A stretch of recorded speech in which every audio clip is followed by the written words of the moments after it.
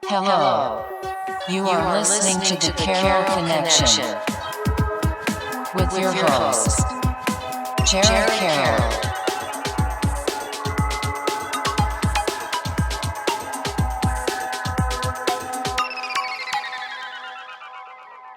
Hey everybody, welcome to the Carroll Connection. I'm your host, Jared Carroll, here to bring you guys another great episode.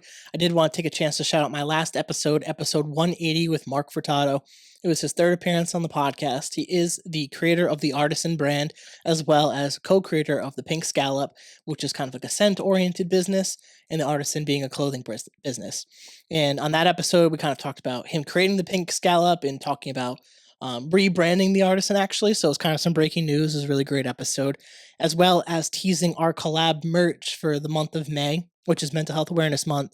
We created, probably see it behind me when I'm flipping between the cameras. It says Mental Health Matters on it and Stay Kind to Your Mind on the front, with both of our Instagram handles on the back as well. And this means a lot to me. Obviously, being a content creator centered around promoting mental health and things around that nature. So it was really, really great to collab with Mark and to put this out there. And it's only available for the month of May. And you can go on his website, which is on Instagram. It's on my Instagram as well. Click on the post and go to his link. It's like the Artisan NB or something like that. I don't know off the top of my head of his link, but you can only buy it there. Really great quality, and he donates 10% of his net profits to save the oceans and other charitable causes. So if you're buying merch, like, this got to be like the best way to do it, especially when it's going to something positive. So to listen to that episode, though, go to the carolconnection.simplecast.com. Also available Apple Podcasts, Spotify, and all the major listening platforms. If you like to watch your podcast, go on YouTube, search the Carroll Connection or at Jared M. Carroll, and it should pop up right for you.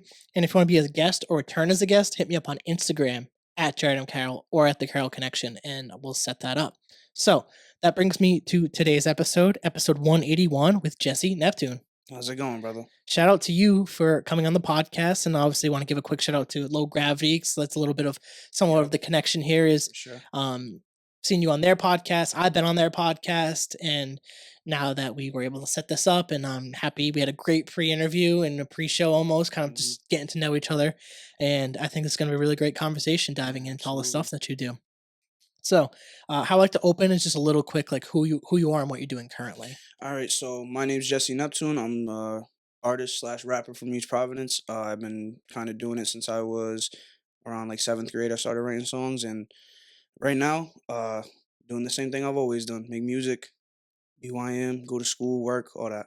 Hell yeah. And we'll dive into the progression of your life story as we go throughout this podcast, and especially if we get into the music stuff on the later half.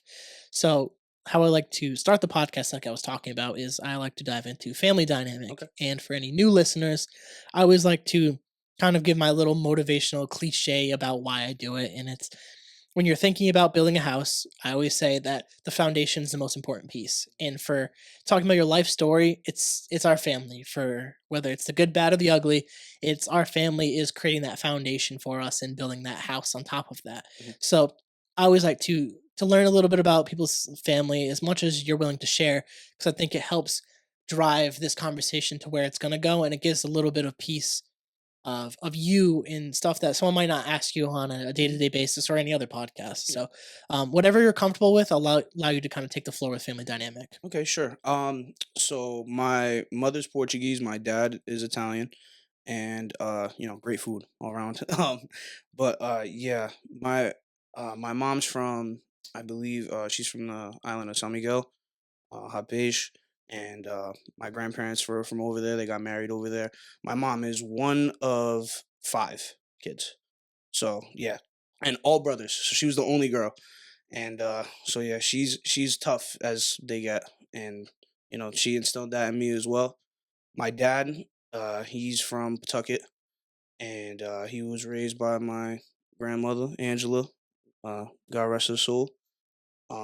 And my grandfather, Jesse Cardarelli, same name as me. Um, what's it called? They're not like my family isn't from, like, my Italian side isn't necessarily from Italy, but their grandparents were, their grandparents were, so like they kind of got that culture to them a little bit. Um, but my dad's always also been a hard worker as well, and obviously coming from a Portuguese side, they're always hard workers too. So they instilled that in me from a very young age, and yeah, that's like basically most of the family dynamic that I got. Yeah, I'm also Portuguese as well. I'm Dope, Portuguese and Irish. cool. But being Portuguese, a lot of it is family oriented, Mhm. very big on the family. Especially anyone that I've talked to who's also Portuguese has always talked about like the family aspect of things, and obviously the food as well is Yeah, absolutely. always talked about. But between that and then the hard working aspect of being Portuguese, or as well as Italian as well, like Yeah. the that those two aspects really drive a culture and drive a family. So in terms of like the meaning of your family and the meaning of hard work, what has that kind of meant to you? So, everything, honestly, because at the end of the day in life, you can't uh, get anywhere without putting in the work and being able to take all the mental skills, because 90% of the hard work in battle is just mental because you got to get through it. But learning that from them, it's helped me a great deal in like becoming who I am today. So yeah, Yeah, couldn't ask for better people to give me those skills. yeah, absolutely. I think there's a lot of great lessons that we can learn from family if we're willing to learn them. Obviously, certain family dynamics it might not be as easily as accessible for some people to ask their parents or their grandparents or aunts or uncles or Mhm, cousins or whatever about the way that they live their life or things that they've gone through, and maybe their relationships are just not good in general. mhm, But when you're able to have a pretty tight knit family, especially under the Portuguese realm, or whether it's Italian or any of the different nationalities that really embody family, it's really lucky and privileged to have that experience because when I look at my family, I'm really appreciative for a lot of the things that they've taught me and the fact that they're still together. Like yeah. I've learned through talking to so many different people that some people do come from families where their parents end up divorcing Mhm, for better or for worse, but having them together and having them both be united under the same goal of trying to raise us and teach us the right things and make us good people. And I think having that under our household was a great motivating factor to chase a lot of the things that I ended up chasing in life. And I don't think I would be where I am if I wasn't taught how to work hard and how to appreciate family. Like anyone that knows me knows how much I value like my family and like I'd ride or die for my family no matter what. Like I love my absolutely. family. And I mean the Carroll name is part of the podcast. Like Yep, for sure. I try to represent it the best way that I can. Mhm, And it just really means a lot when people can speak to the nature of their family and mhm, like the power behind having a united family in that aspect that teach good morals and good lessons. And absolutely. obviously we connected on a lot of things off the podcast, so I Yeah. could attest to uh kind of what values that your parents have kind of instilled in Mhm. you because we related on a lot in terms of our mindset and stuff that we Yeah, for like sure, to definitely. believe in, which was fantastic, and I really appreciated that. In terms of building off this, talk to me about your childhood a little bit. Talk to me a little bit about what kind of hobbies or things that you did or how you kind of made friends. Yeah, so when I was younger, like my first ever kind of experience in like in terms of schooling and like being without my family, obviously was elementary school and like in first grade or kindergarten. I went to Fox Point Elementary down in Providence because my dad lived like around the corner over there, and I met my lifelong friend. Still to this day, I talked to him. I've known him for over like 13 years. I'm pretty sure his name's Dejour. Shout out Dejour. But yeah, I met him, and I didn't really know how to like think or like figure out like what I really liked, to be honest. So he kind of helped me like guide me in a way because my parents are like although I love my parents, they were very protective when I was little. So like I didn't really get the chance to like explore as much and like figure out what I kind of like. So he was definitely that guide for me and showed me how to like I guess social skills, talk to people and stuff. So like he was a big part in that. And throughout the years, I kind of just, made friends along the way with him, and we all built like a nice little friend group that I still talk to this day. Love him all to death, and couldn't ask for like someone else better to help me get through that. Yeah, definitely. I think we learn a lot of great things from our friends Yeah. that our parents can't teach us. Hmm. And obviously all of our friends are coming from different backgrounds and different family dynamics. So they all when you come together in that school system, you bring that together and get to share those different personalities and ideas and get to be kids. Yeah, And for I think sure. it's really great when you're able to kind of experience that because obviously some people don't get to experience the childhood that they deserve Mm. due to different circumstances. But when you're able to kind of meet that friend that kind of brings you along and can even teach you certain skills, especially social skills, like I really feel for the kids nowadays growing up with Oh, social dude, media. Like sucks, it's, bro. I can't imagine trying to make friends nowadays with that Dude, it stuff. must It'd be be so crazy. difficult.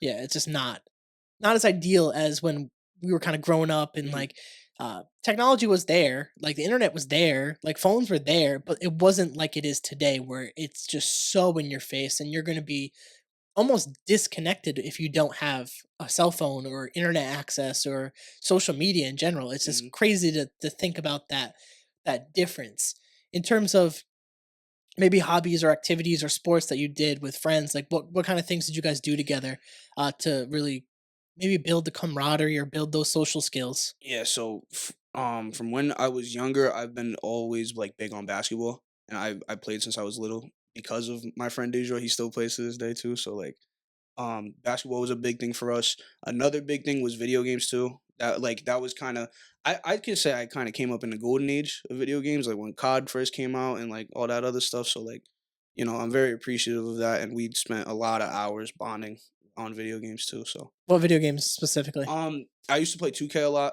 Call of Duty, like I said before. What else? The Craft, Minecraft. Oh It's hell great. yeah! I'm not ashamed to admit it.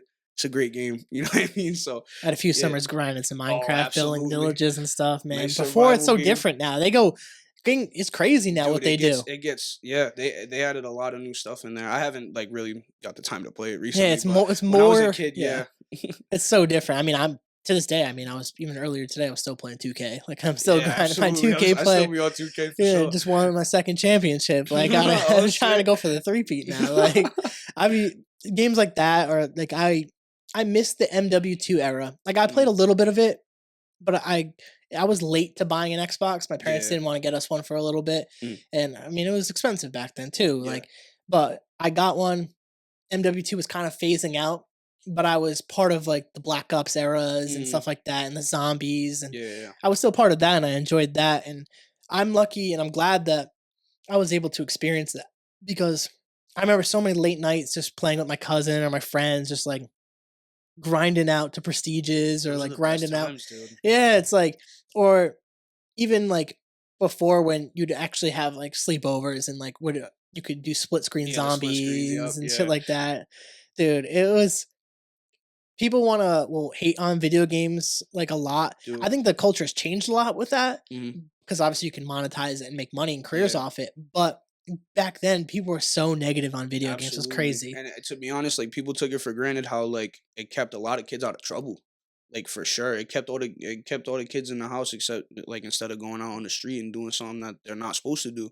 So like I'm definitely thankful for that. But the thing with me with the video games was my parents didn't want to get me like live. So I used to be on COD single player local with all the bots just like playing the multiplayer maps by myself. And I'll never forget the day my mom first got me like that Xbox Live. Amped. I put in the code, all that, told all my boys to get on. It was great. But yeah, I was late to the online era, I guess. But like you said, I was definitely in like Black Ops and all that other stuff. So Yeah, Black Ops was definitely my favorite era. Like, mhm, cause I obviously I was more involved with it, yeah, and because like I remember playing a little bit of MW2, and I couldn't keep up. Like all the yeah, skills, all the nukes, all the swear, bro. hacking that was going on Hmm. that time.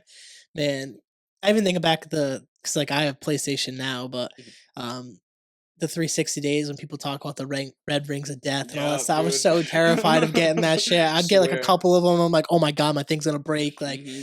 it's or I remember hearing like when like not when you like flip it upwards when it's like Hmm. on, but I remember sometimes like it would scratch the fuck out of the disc if it Oh did yeah. something. And then when you Oh, take it out to switch the game, you see it, so- and it's like, oh, damn, bro, bro, it's all gnarled. people were like, you Fuck. gotta put toothpaste or peanut Yeah, butter bro. and shit on The it. crazy methods you Yeah. have to look it up. Oh man, the shit was so different back then the way it was, and it was simple. It was simple. I'm so glad Absolutely. that I really got into. I'm still into a little bit the Fortnite era of things and playing Yeah. that. Like, it's a different generation of gaming. It's more competitive in that Mhm. aspect, but I like the direction that gaming has gone, and especially with the graphics and hopefully VR and maybe even AI can take the gaming industry to a whole nother level. I think Yeah.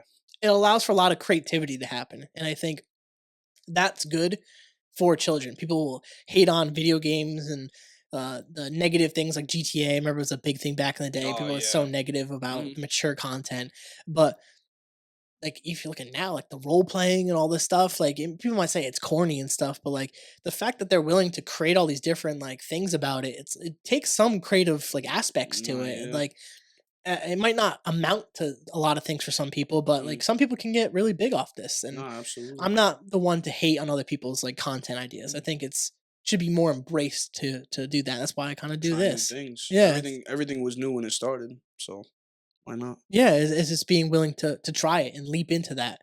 Mhm. As we are building on the stages of your life here, I want to start diving into a little bit of like the high school era. Oh, And okay. you talked a little bit about writing in seventh grade. So kind of, I want to start a little bit with that Okay. because I think that's an interesting thing. Is like what kind of made you get into to writing? All right. So, what's it called? I've been like big on music my entire life. They used to, so Dejour, right? He used to take me to the Boys and Girls Club that was across the street from the Fox Point, and I'd go in there, and every time you'd see me, I'd have something playing. Have a song playing, the newest thing playing. I have a playlist made. Like I was always so big on music when I was little, and he kind of like he started freestyling in front of me one day, and I was like, damn, that I feel like I can do that. Like, what's it called? My mom always used to like record me when I would be in her car, and she would like play something that I like. Like, she used to play Biggie a lot, and I listened to that, and I would learn all the lyrics. She's like, "How'd you memorize all that?" Da, da, da. So, like, that's a big thing too with the writing. That my mother's music choice as well, not necessarily my dad's, because he was more like rock more than anything. But um, sorry, off track. But middle school, seventh grade, I wrote my first song in a science class that I was like miserably failing. I was like, so my schooling years was like elementary school was public, middle school was private, high school was public again. I went to EP for high school, but middle school I went to Sacred Heart in East Providence, and it wasn't the best. I wanted to go to Martin because I wanted to keep like on that public school thing because I was like I in my head I was like, oh, it's too preppy over there, but it wasn't really that bad. But I'd say those were some of my like, miserable years for sure. But I just figured like I was like, you know what, let me just write this song real quick. And I wrote it and I found a beat on YouTube, little tight beat, you know what I mean? I was like, oh, this is hard. Let me rap on it. So I rapped on it. I had the beat saved for like 2 years. Freshman year is when I first made like my actual song with that same song. So the song I had in seventh grade was my first ever song that I dropped on like SoundCloud, I guess. And in freshman year, I was in a math class with my friend Matt, who I'm still friends with to this day, my friend Marcus. And I sat next to Matt, and he used to make like music, but he had this way of making it to where it was like, all right, so he had a Beats Pill and two iPhones, one with the lyrics on it and one with voice memos recording the whole thing. So he'd have to one take everything, and him and my boy TJ would like make songs together. So they would have to like one take it, and then as soon as his verse was done, he would go back into the like voice memos to like catch his voice. And they made a whole tape, and they played it to me in class, and I was like, bro, I could do this. Like, there's no way I can't like do what they're doing the same way. And again, back to the video games, I go on to PlayStation with my boy Marcus, and one of his friends comes through and he makes music, and he knows how to use FL Studio and all that stuff, and like knows like the kind of the basics of it, but like he can make a song and like proper. So I told him what was going on. Marcus told him that like the song was good, I guess, and push came to shove, and he was like, bro, send me record like your vocals on voice memos, and I one take the whole thing. I had the whole thing memorized, and I did it, sent it to him. The next day I had a song. And it was like so surreal to post it for the first time. I was like, damn, this is like it was scary at first, but you know, afterwards I kind of got used to it. And like after that first song, after it got like the first couple of plays, I was like, dude, I need to make like an album. Like I was just like so into it. And you know that kind of like pushed me to keep writing, I guess. But what originated from writing was kind of Dejour when he started like freestyling in front of me, and I kind of got into it. Yeah, what I really liked right there was that moment of I can do this too. Hmm. Because when I think back when I was talking about the creation of this podcast and we were talking about Joe Rogan and stuff and how Yeah. that's a huge inspiration for me was that moment that I had where I was kind of away from my family in Georgia, just kind of like, what's my thing? I don't have a thing. And when I was trying to think about what I can create, I was like listening to his podcast. I was like, I could do this too. Mhm. And that moment pushed me forward to start pursuing, how do you do a podcast? What is a podcast? Mhm. What equipment do I need for a podcast? And eventually that snowballed into obviously where we are today, recording with all the different cameras, the backdrop, the roadcast, and all that stuff. But it's that initial I can do this too, that once you pour into that, anything's possible. Mhm. And I think that's such like a powerful thing to say, because people need to hear that. Because you might see someone that is doing something unique that you might not have seen before. Like, Mhm. like for me, I was telling you about how my brother was into Twitch streaming, Yeah, yeah, yeah. and that was one of the things that helped inspire me, was like seeing someone I know do something that I think was cool. Mhm. And ever since that moment, doing this podcast, I look at people around me that do cool things, and I want to shout them out, spotlight them on the podcast, and allow them to talk about why they do what they do. So I think it's really great that you bring up that point about Yeah, for that sure. moment specifically in middle school. I think that's fucking great. Yeah, dude, it was a big moment for me. Like, I definitely like knew that was my calling. Like when I figured out that they can do it and I can do it too. So like, yeah, that was a super huge moment for me, dude. And in terms of the progression, like walk me through like some of your high school a little bit with writing and the thought Okay. process about how do I take this to the next level. Okay, so to put it in perspective, like when I made my first song, my first thought wasn't what's the next song? Like how do I make the next song better? It was how do I get more people to listen to the next song? And from the transition from middle school to high school was huge, bro. Like my that middle school, 300, 400 kids max, like in total. 300, 400 to 1,800 is a huge jump. So I had to get used to the amount of people that I would see in the hallway, the amount of people that were in each classroom, because most of the people in like my classrooms, max was like 15 most of the time. So like I wasn't used to like a heavily filled classroom with like 30 kids. I had to get used to um I guess like fit or rather I have to figure out how to like market myself in a sense. And the thing I found out was literally just including it in conversation, just like this. Like we'd be talking and you'd bring up a point and I'd figure out how to bring my like the fact that I make music into it and then spark your interest into hearing my song.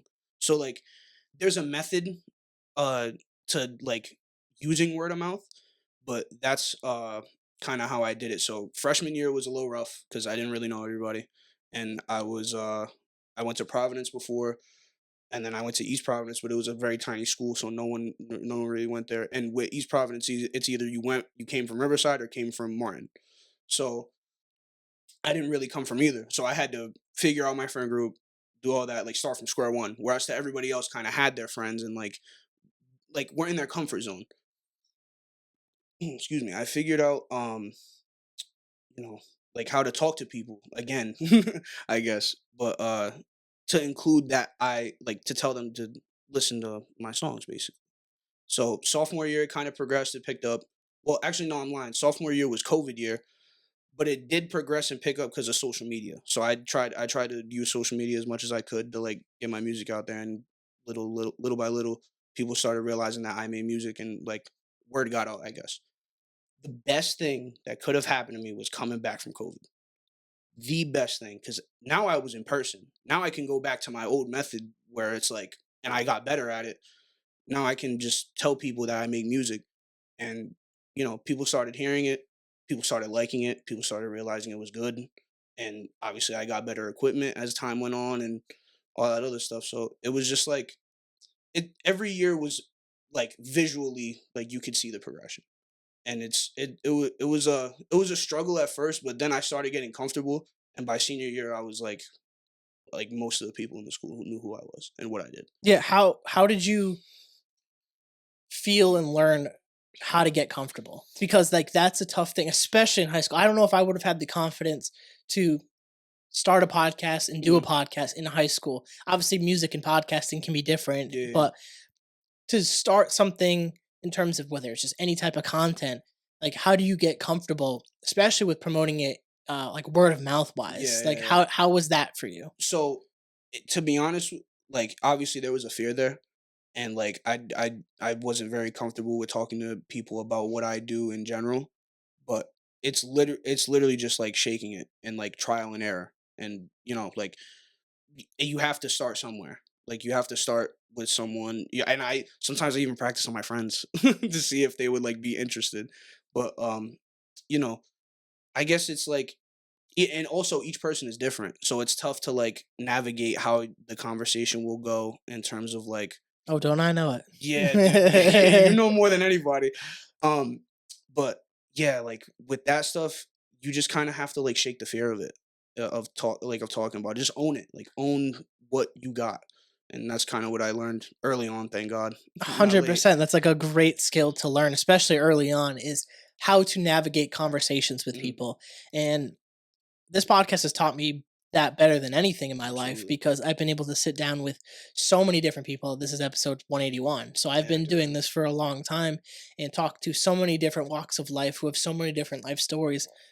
And I've had to learn how to navigate each one and how to speak to the person Mhm, and speak to them in the way that's not so much like geared towards like a certain type of conversation or content, mhm, but geared towards them as a person and figuring out who they are and what they're receptive to hearing and talking to them in a way that they can appreciate and understand. And mhm. that's a skill in itself to try to learn how to have the conversation with the right person and in their quote unquote, I guess you could say language. Yeah, yeah, When yeah. I'm not talking about specific languages, but I'm talking about how they perceive certain things Mhm, and being willing to do that because some people are very close-minded where what they believe is what they believe and they're not going to listen to other people or what they like is what they like and they're not going to hear you out on certain things, mhm. but learning how to navigate those people and navigate to the conversations that are going to be impactful is super valuable, and especially in content, whether you're trying to promote music or do a podcast, like Yeah, marketing is inevitable when it comes to yeah. content. So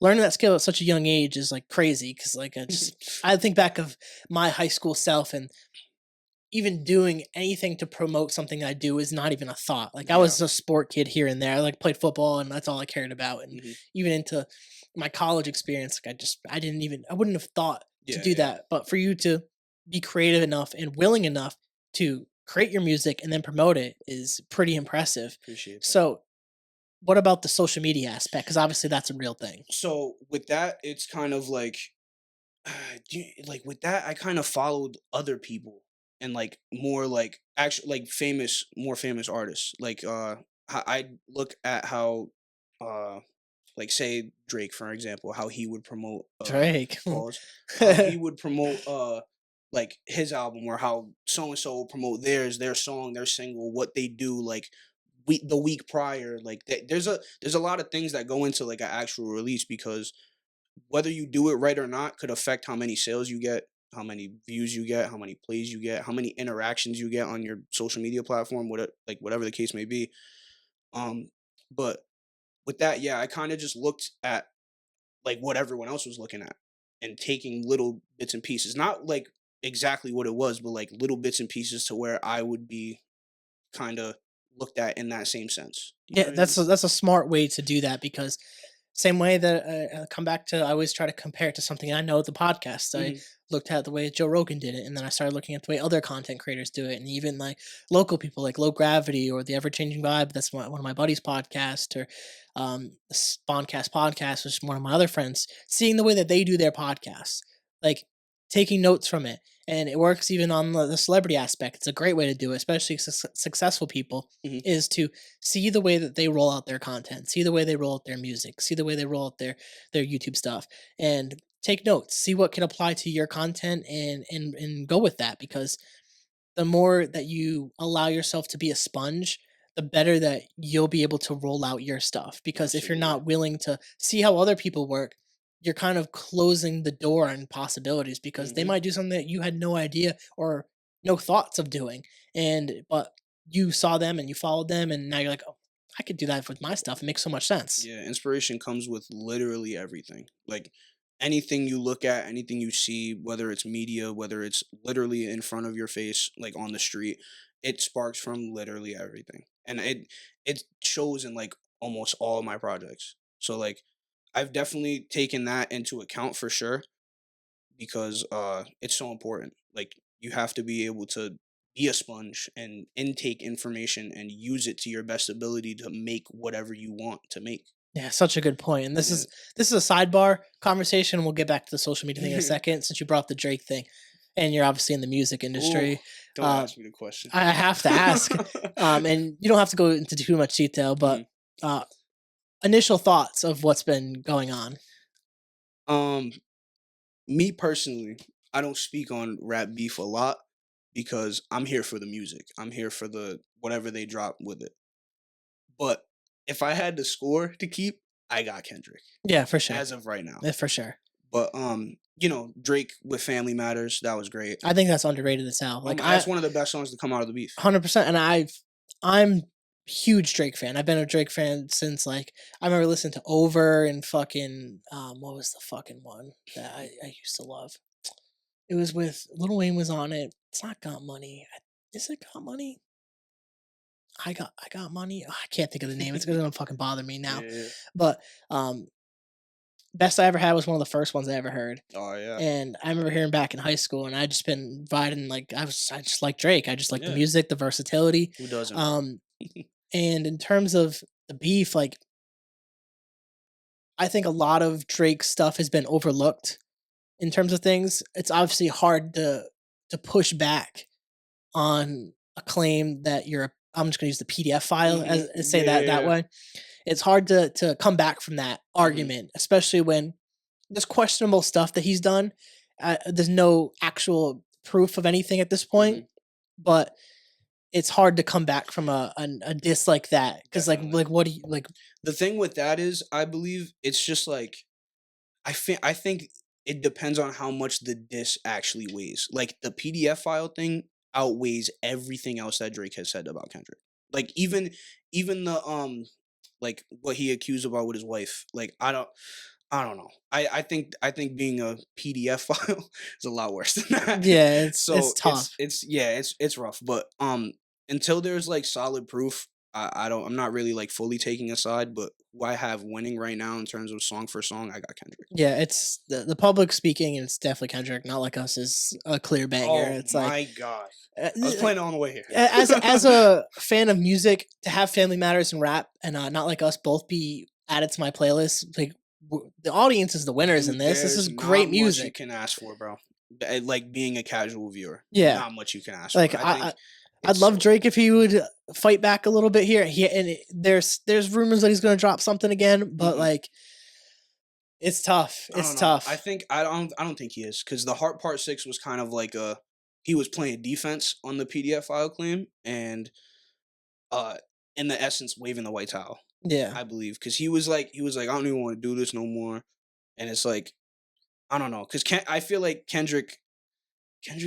I think he realizes that Kendrick has that banger, and the banger is a diss on you being a PDF file. it's crazy. And a lot of it too is it's not just Kendrick fans; it's also Drake haters also rooting for Kendrick. Absolutely. So it's the same way that people used to hate on Tom Brady. It's the Mhm. same way that people hate on LeBron James. The same way people used to hate on Michael Jordan. It's the Yep. same way people actually.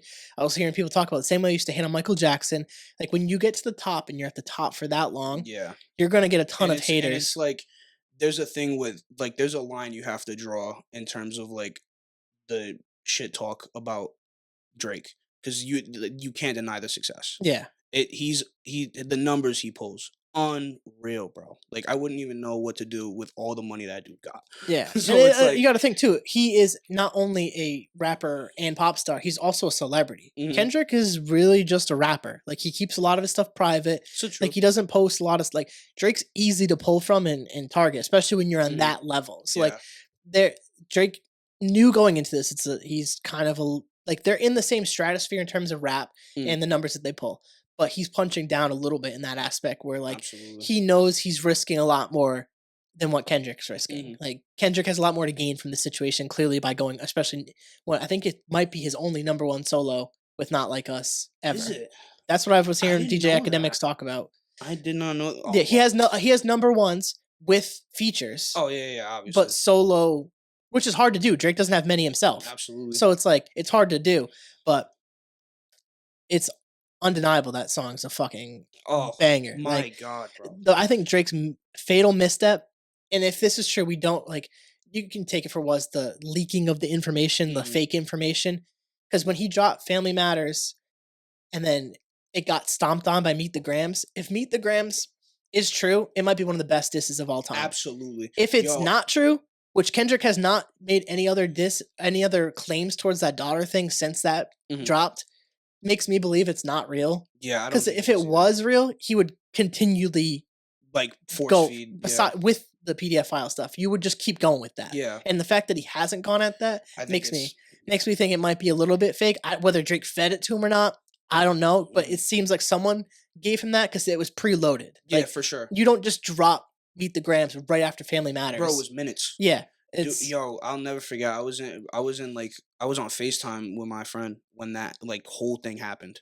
And I was like, bro, I can't believe this. Like I turned the Meet the Grams on. I heard the piano and I was like, oh, this is gonna be bad, dude. This is not good. Had me looking over my shoulder and shit. I was like, yo, I told all my friends. I said I posted on social media too. I said, yo, it literally feels like the devil wrote this. Absolutely. Like the giving way Jigsaw vibes and everything. Like, dude, I was shitting bricks, bro. I was like, yo, there's no way. Like the tone in his voice, and at the end, like addressing each family member is so wild, bro. Like talking about Adonis play this when you're 18, and then he went from that to the daughter to, or no, he went from that.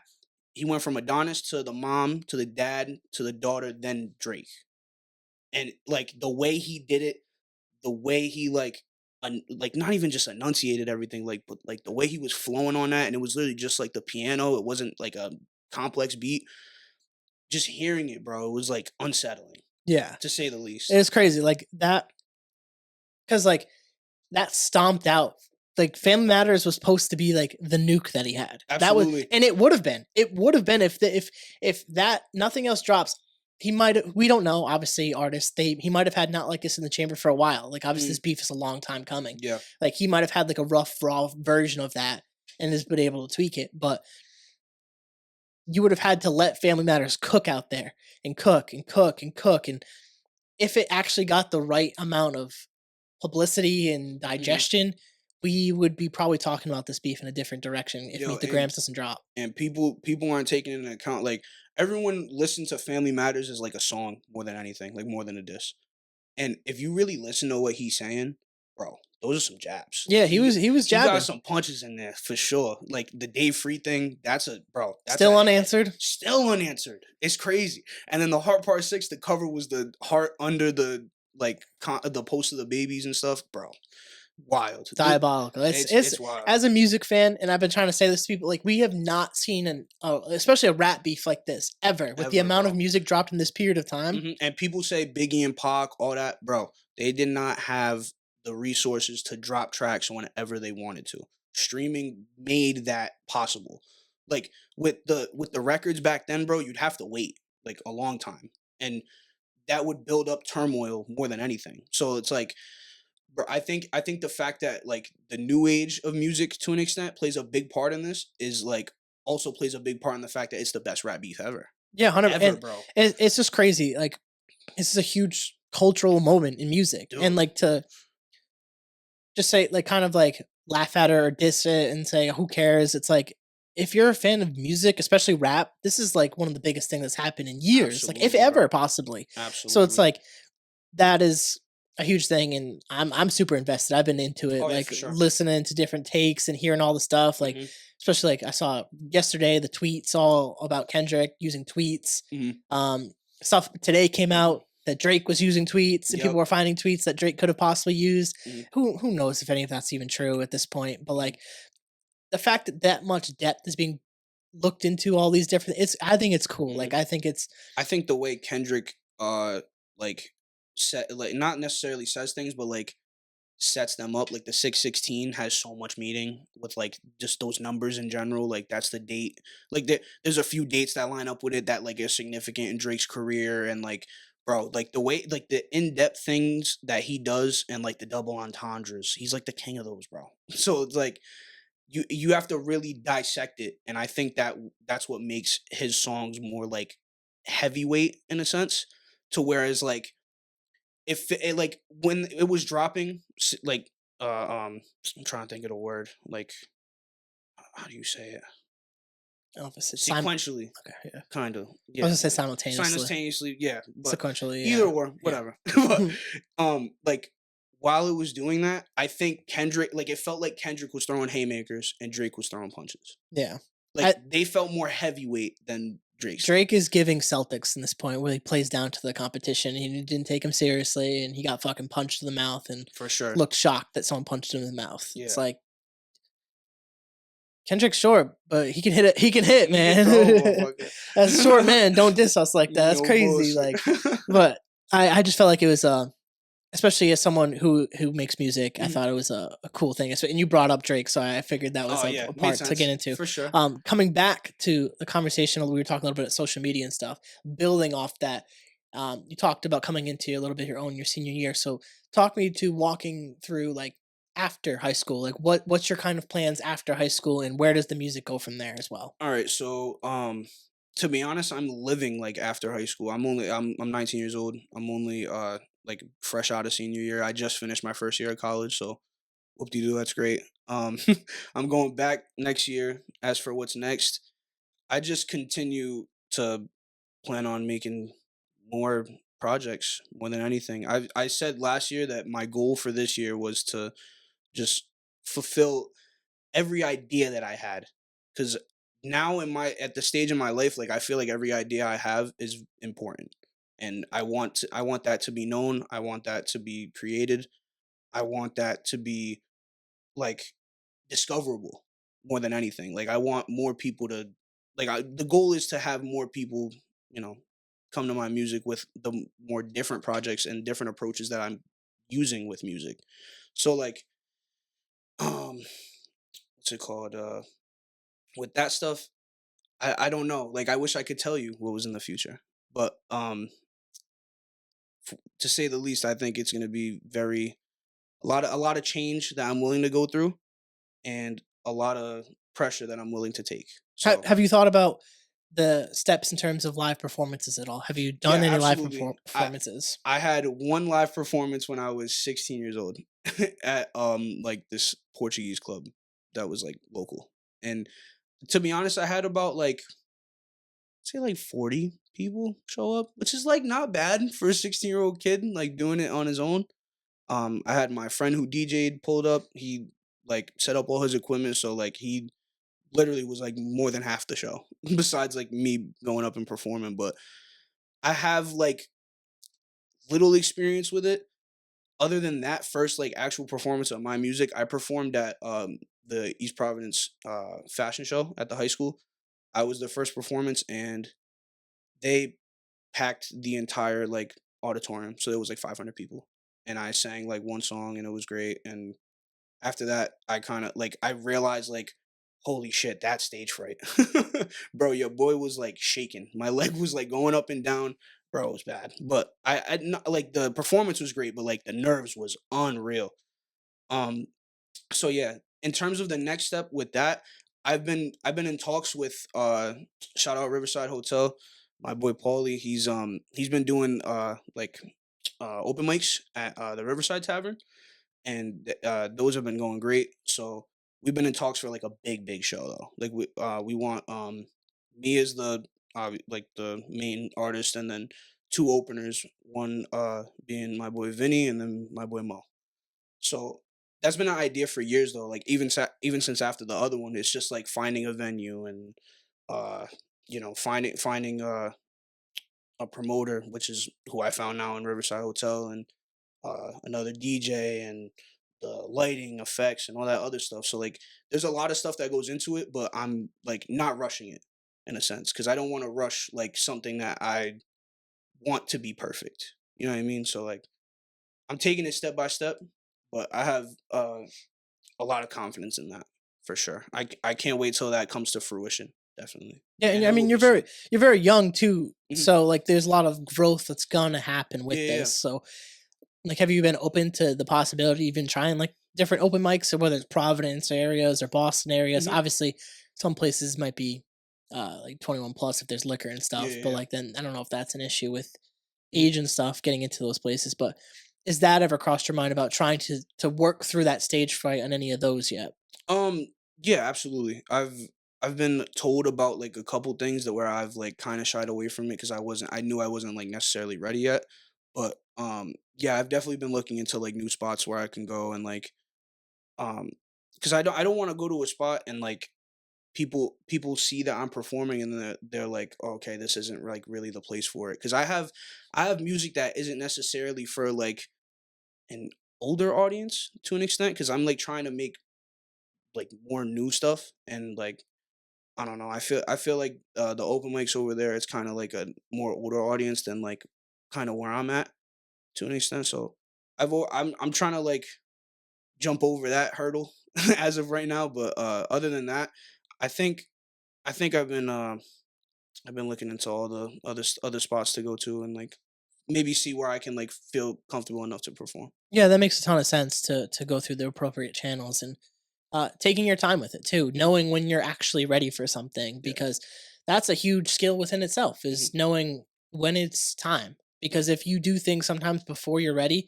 yeah, you could learn a lesson, you'll probably fail, but sometimes that can also prevent growth too, Yeah. because you might fail so badly you don't want to do it again. Hmm. And allowing yourself to go through the right things, setting up those small wins and building upon those and allowing that to snowball into a huge victory is probably going to be way more beneficial than sometimes just jumping into the pool. Yeah. Because if you jump into the pool and you start drowning, you might not want to get back into the pool. Yep. And that is a legitimate fear for a lot of people who do, whether and it's music, content, whatever, they jump into something and they're like instantly terrified of the experience and don't want to do it anymore because one bad decision or one bad piece of advice they got from someone, just jump in, it'll be fine. Like Hmm.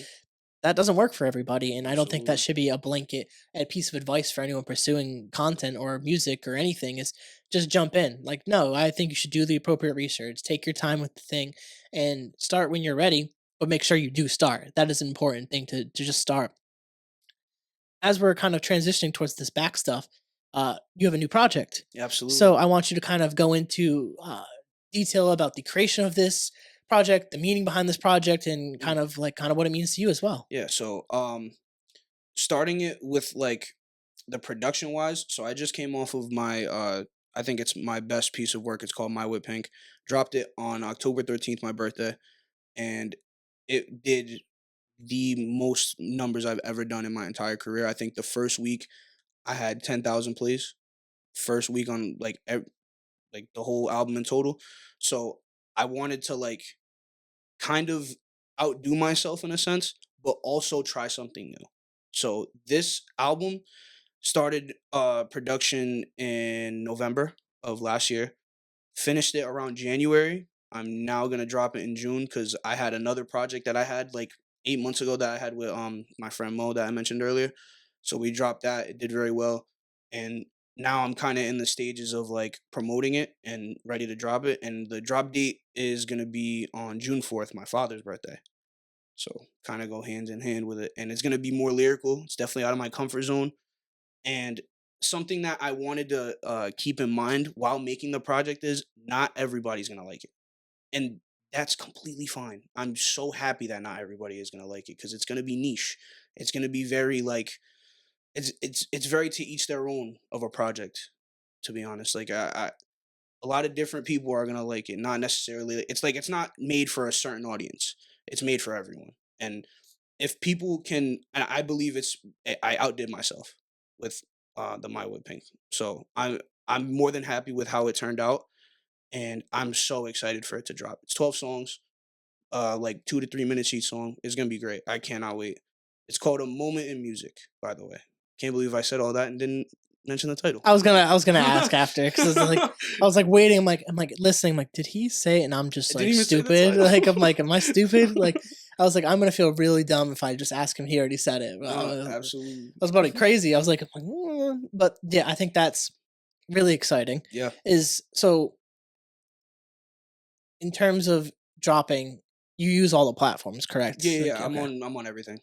So in terms of promoting it, how do you feel promoting this piece of work with social media compared to previous pieces of work that you did when you were probably not like the My Wet Pink stuff, Mhm. My Wet, Jesus Christ, My Wet Pink stuff, the stuff like growing up more like high school, like the Yeah, yeah. transition of using social media back then to now with this new project. So I take into account that um a lot more people know me now, and a lot more people share things, like share more on my stuff. So like I try to approach it as like like the usual shit, like comment share, because that goes a long way.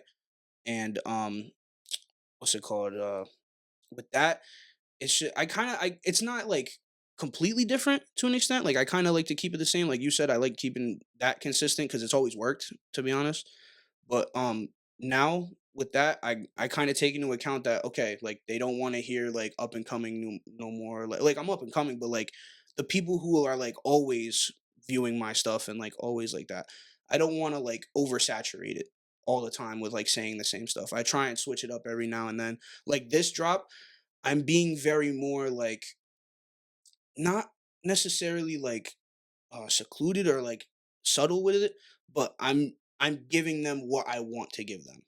And it's like whereas to before my with Pink, I was telling everybody what I was doing with it, how long it took each song. Like I was getting it very like detailed with it. But this one I want to see how they react when I don't give them as much information and I promote it in a different kind of way. So like I think this time I definitely switched it up and but still kept certain things the same. That makes a lot of sense, and I think getting on podcasts and promoting it is like a This is a huge big thing.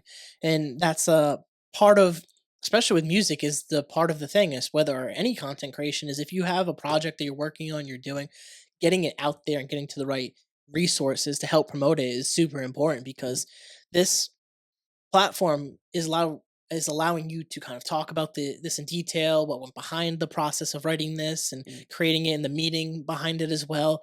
And I think that's super valuable for audience members to gear into that or listen into that because they will listen to your music, but you're an artist, so they don't get to hear you talk about it as well mhm. all the time if you don't have like a platform or podcast to Yeah, talk yeah. about things.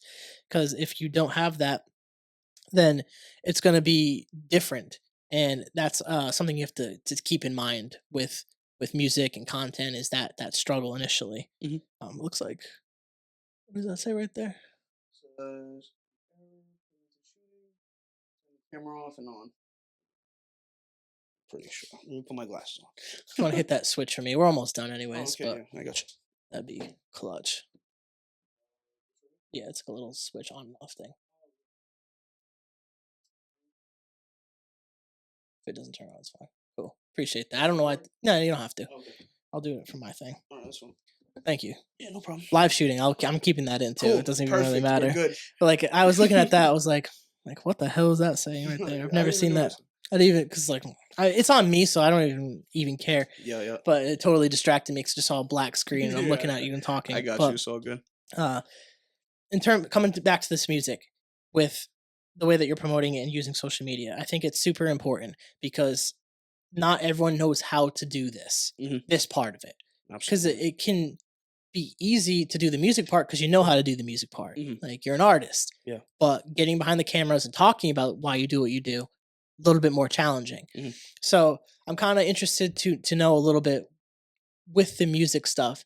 How did you feel about posting it? And I can imagine at first maybe not getting the support from your family and friends, possibly. Oh my God. Absolutely.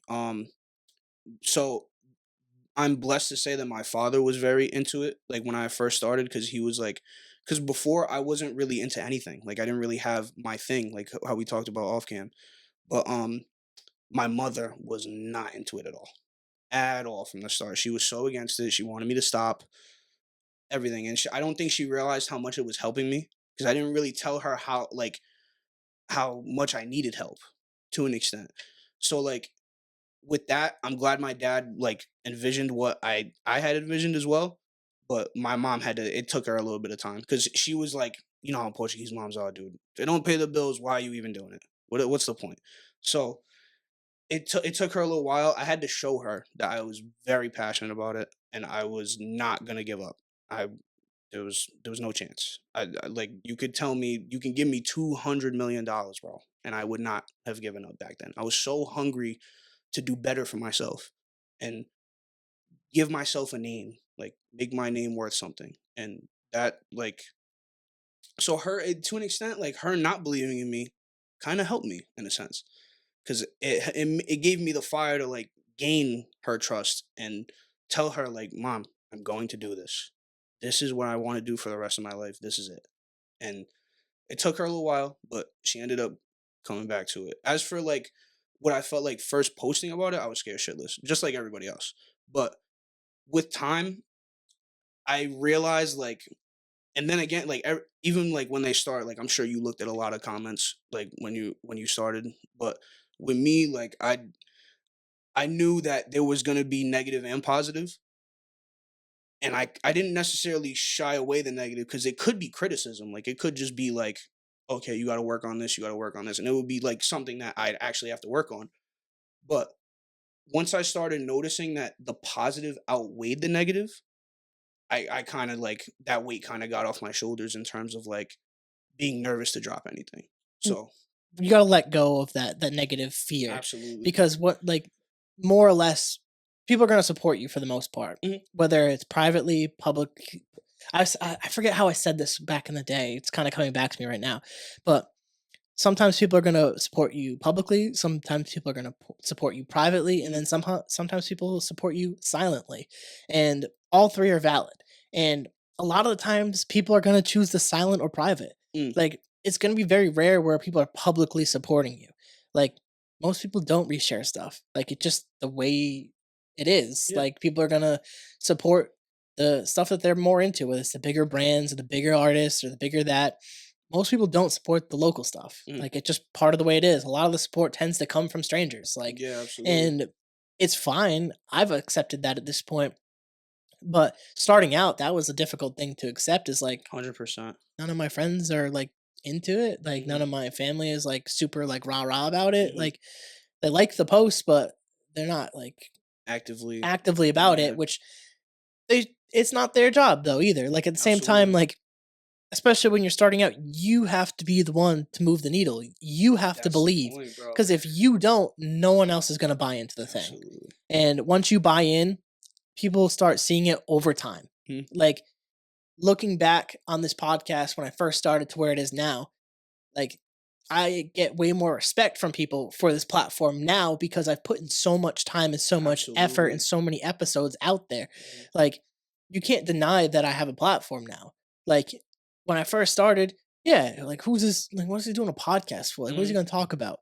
Yep. Now you know. Like this is the Carroll Connection. I interview people about their life and their mental health stories. Like this is what I do, and it's a thing now. Mhm. Like you have to make it the thing. It's up to you. Absolutely. Once you do that, anything's possible. Like you don't know where the internet can take things. With we're lucky with social media that things could blow up, but it's up to you at first. And then it's kind of sometimes a little bit of faith. You just got to let things happen and let things be and just be consistent. That's really the best advice I've always gotten was the people that do it for the longest tend to have the most success. Like So true, man. you could blow up and be famous off one thing. Like it just takes time sometimes. Like Mhm. not everyone's a one hit wonder. And that's the thing with that, like I'm so mentally prepared for that and like ready for, I guess, for the blow up in a sense, to whereas like I'm already focused on, not focused on the fame of it or like the money aspect. I'm focused on maintaining it. That's the 100% end goal, is maintaining that success. And I have faith in myself that I can get there, and I have faith in myself that I can stay there. So, you made a great point, bro. Like the people who stay at it the longest, and I've been at it for a very long time. The people who stay at it the longest, they end up the best. So, 100%, 100%. Glad that you agree with that point because I think it's a pretty solid point. We are getting towards the back end of the podcast mhm, where I want to start wrapping things up, and I do have that one more question for you. for sure. But before I finish, I always like to offer like, is there anything that you want to say that you didn't get a chance to say? I'll let Okay. you plug to at the end, but I just want to make sure if you have anything to say, it's not related to that question. Okay. But is there anything that we might have missed that you wanted to? mention? Not really, bro. You kind of covered everything. You're really good at this. I've had a little bit of experience doing this. I'm sure. But I've been trying to get better at this last part where I'm just like letting people say anything that they might have missed, Mm. because like there is a chance that we miss something in the heat of. I mean, went to the whole Drake and Kendrick beef randomly. Yeah. Like it's sometimes it happens in a conversation. You have Mhm. to allow things to be, but know how to bring them back as a host. But Absolutely. Jesse, for my last question for you, Mm-hmm. what would your advice be for someone who wants to pursue their passion? So the best advice I can give you is to not only start it, but continue to go. Continue to have faith, whether you get negative like feedback from it or too much positive to where you think you can stay like to where you can be stagnant. You can't. You have to keep pushing and do whatever you can to do it. And you can't half-ass it either. Like you have to go in 110% whether you like it or not, because if you don't, the machine will combust. It happens every time. It's proven in history. And if you just keep going and don't let other people distract you and be mindful of the things around you and how they affect you, and just stay on task, stay like on the course of what you want to do. Absolutely. Every time. Perfect. I think that's great advice for people to keep that in mind when they're pursuing their passion, is to stay on course. Hmm. Because I literally have a fucking shirt somewhere back here of one of my one, it was like a template shirt. I was making Yeah. different like obviously Nike has to just do it, and they have all those different like uh t-shirt ideas with Hmm. different sayings on it. But one of the ones that I was working on, it was just way back. I actually never even fucking went with it, but Yeah. was stay the course. Just Yeah. because I think it's just such a good, quick, easy saying that's just true. If Hmm. you stay on the course, you keep doing what you're doing, eventually you're going to get to where you need to go. But Absolutely. it's the consistent aspect of staying on that course. So I think Hmm. that was a really great piece of advice. Jesse, this has been fantastic Unreal, conversation. bro. I want to let you plug your music and your platform Okay. in that camera. Sure. So, Jesse Neptune on every single listening platform that you want: Spotify, Apple Music, Pandora, iHeartRadio, whatever you need. I'm on all that. My social medias are all Jesse Neptune. You can look me up on IG. I'm most active on there if you want to hit me up for a collab, if anything. And yeah, that's basically all the things. I appreciate you, and I wish you tons of success with the drop of your new music coming out. Thank you. And Same to you. if you have any new things coming out in the future and you want to come on a podcast, just feel free to hit me up. I'd love to do this For again. sure, brother. Appreciate you. For you guys, if you guys like the podcast, please, Jesus Christ, rate, wow, You're good, bro. Take a I second. You're literally good. missed it all last week, and all of a sudden I just can't do this.